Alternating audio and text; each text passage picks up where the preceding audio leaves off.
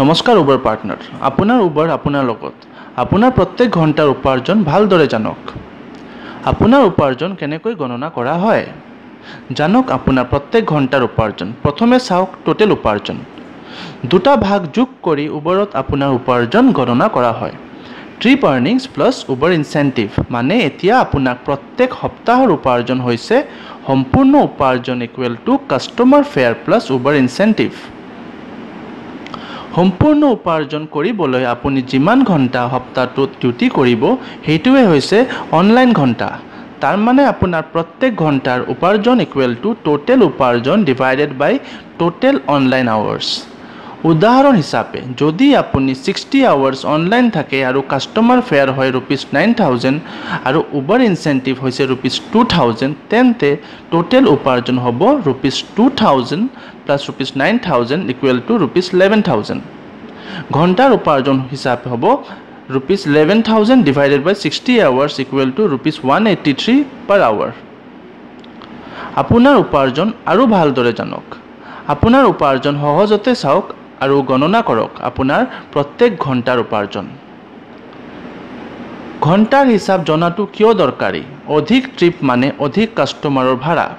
যিমান বেছি কাষ্টমাৰৰ ৰেট সিমান বেছি উপাৰ্জন। মনত ৰাখিব, ইনচেণ্টিভছ সলনি হ'লেও আপোনাৰ ঘণ্টাৰ উপাৰ্জনত কোনো প্ৰভাৱ নপৰে। কেনেদৰে হয় তলত জানি লওক। সপ্তাহে সপ্তাহে নহয়, মাহৰ উপাৰ্জন চাওক। সপ্তাহে সপ্তাহে আপোনাৰ উপাৰ্জন অলপ সলনি হ'ব পাৰে, কিন্তু আপুনি দেখিব পাৰে যে আপোনাৰ মাহৰ প্ৰত্যেক ঘণ্টাৰ উপাৰ্জন প্ৰায় একে থাকে।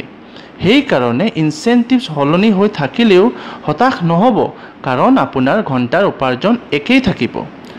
আপোনাৰ মাহৰ টোটেল ঘণ্টাৰ উপাৰ্জন চাব। মনত ৰাখিব, টোটেল উপাৰ্জন equal to trip earnings plus Uber incentives. কেছ বাঢ়ি আছে, সেইকাৰণে বেংক ডিপ'জিট কম হয়। টোটেল ঘণ্টাৰ উপাৰ্জন কিন্তু আগৰ দৰেই আছে।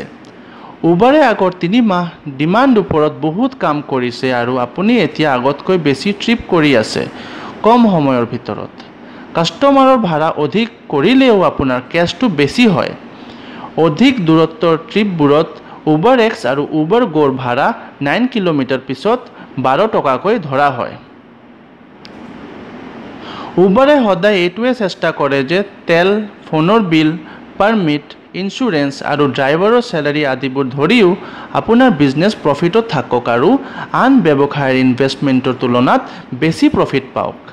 আমি সদায় এই বিষয়ে কথা পাতিবৰ বাবে আপোনাৰ সৈতে সাজু আছোঁ আৰু আপুনি অফিচ সময়ত আহি এই বিষয়ে কথা পাতিব পাৰে।